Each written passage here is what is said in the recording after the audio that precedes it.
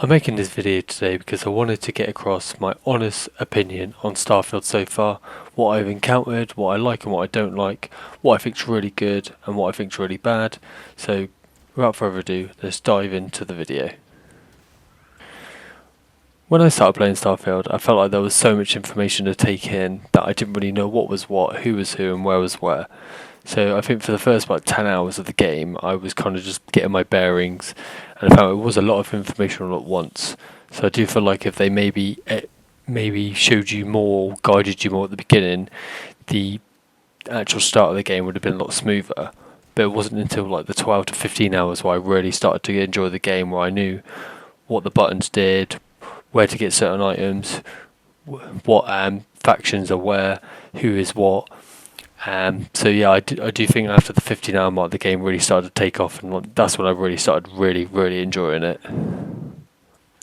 I do want to say to anyone who's only played it for the 5 to 10 hour mark and hasn't really picked it up since, I do recommend just keep at it. As soon as you get past that hump, then it will start to open up and you will start to enjoy it more. It is a lot to take in. At the end of the day, it is a brand new world that they're trying to make, so it's going to be hard to transition into it. It's not going to just be like you kind of know the logistics of Skyrim or Fallout 4. It's a brand new one, so it's going to take time to fully understand how everything works. So I do recommend just give it a bit of time. Bethesda never disappoint with the amount of dialogue you can do. I love the range you can do. I also like that they've introduced like more in depth in the relationship side. If you haven't got too far into the game, I don't want to spoil too much, but I have seen some where you can flirt with certain characters and build that relationship throughout the game, which I do think is really good. Because it was always you can get married without you were just married and your partner would just stay at your home. But I think in this one, it's very actually there's a lot more dialogue to it, which I quite like. I cannot stress this enough that one thing I am super hyped about is digipicks. And you're probably like, Jib, why are you excited about digipicks? They're just lockpicks. Yes, but this time they've actually perfected it. Because the thing is with lockpicks, you always had loads. You always had like 50. So when you're in situations where you would just be there forever, but you would eventually do it.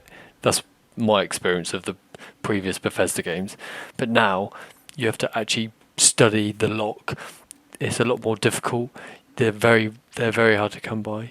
And even when you go to the shop, you can only buy 3 at a time. So I'm finally glad that they brought it in and they've made it very limited to how many you can have. It's about time, because I was always having like 100 picks on me, and then if I had a mass, I would just keep going until I could do it. And this one, it's a lot more to it, and it's quite challenging, I find. So yeah, I'm finally glad they made it a lot more. I know since they released Fallout 4, they were trying to make it more customizable, so you could build like settlements and you can get people to work there and like shops, and you're like rebuilding the wasteland, which I really did enjoy.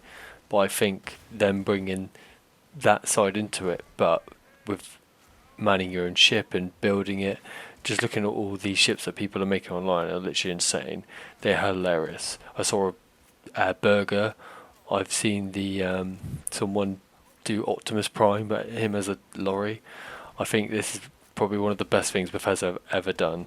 And the fact that you can fight in space and there's more vehicles in it, I think is just icing on the cake.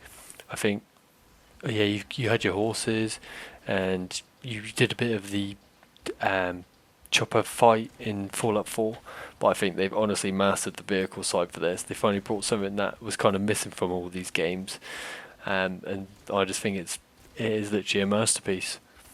I think they couldn't have done better if they tried. I like the fact that you can survey planets for certain materials and see what you need. So let's say if you're starting an outpost, you need a certain amount of iron, you can go to a planet and see if that said planet has what you need. I also like the fact that you can sell your surveys to other planets for money. I think it's pretty cool. I think there's a lot of possibilities to make credits. There's a lot of ways of doing it. It's not just like rob someone, steal it, or do quests for like the Dark Brotherhood or stuff like that. There is literally probably like 50 ways of you can make a fair amount of credits. I think a really popular one is stealing ships. I stole my first ship today. Oh my god, I felt like I just completed Halo 3. Like it was, it was so. Honestly, my heart just in my chest was beating so fast because I was just having so much fun. When I started the game, I was curious if they were gonna have like alien horses that you could mount to travel planets. But then I was thinking that's kind of why they've really put a lot of effort into jetpacking.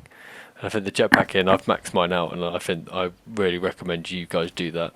It's just it helps you get across areas so much quicker, especially if there's zero gravity. I love going to a planet with zero gravity and using an AMP, which makes you jump higher, and then jetpacking. Oh, it's so fun. If you haven't done that so far, I recommend. The last topic I wanted to touch on was faults in the game. So I've come across a few bugs, but I think that's typical Bethesda fashion to start off a few bugs. Game of this magnitude, there's going to be a few bugs. To be honest, I don't really mind. Yeah, I find it quite funny, and I think if it was literally unplayable, then I maybe wouldn't be okay. But I think if games like this, if you're looking for issues or problems that are really going to um, change your gaming experience, then I think you are going to always find them. But if you just want, you're happy to play, you know the Bethesda play style, you know what you're kind of getting with them, then I think you're really going to enjoy this game. But if you're like, oh, let's play Starfield, let's see if we can find anything, or always look out for faults and always looking for negative things, then you're going to find negative things. So I just think if you are going to play this game, don't look for bugs, don't look for faults, just enjoy it. At the moment, I'm really trying not to rush it, because when I completed Halo 3, it was like one of the best days ever. But then I felt I was sad because I completed it so quick. But for this game, I'm trying to take it slow. Obviously, make videos and content from it, but still enjoy it at the same time and not rush it, because I don't want it to be over basically. And I think I'm going to be playing this game for the next 10 years, so I don't want to rush it and ruin my experience of it. Those are my honest opinions about Starfield so far. I may make another video like in a year's time, just a review of what I've found over the space of a year, see if my opinions I'm still loving it, still enjoying it. But overall, I think it's a masterpiece. Todd Howard, he knows what he's doing, just let him keep doing it. Hopefully he never retires, hopefully he doesn't age, because I honestly think this game is amazing. And if people aren't a fan of it, that's fine. It might not be for them. It might be space games aren't for them. They might just like the old, like elves and magic, which I love. I love that to pieces. So I was very optimistic with this. So that's why I enjoy it. But it might not be for everyone. But that's my honest opinion, guys. I hope you like the video. Don't forget to like and comment of your views of my opinions, or if you just want to say hey, just say hey. But thanks for watching, really appreciate it. My name's Jib, and have a lovely day.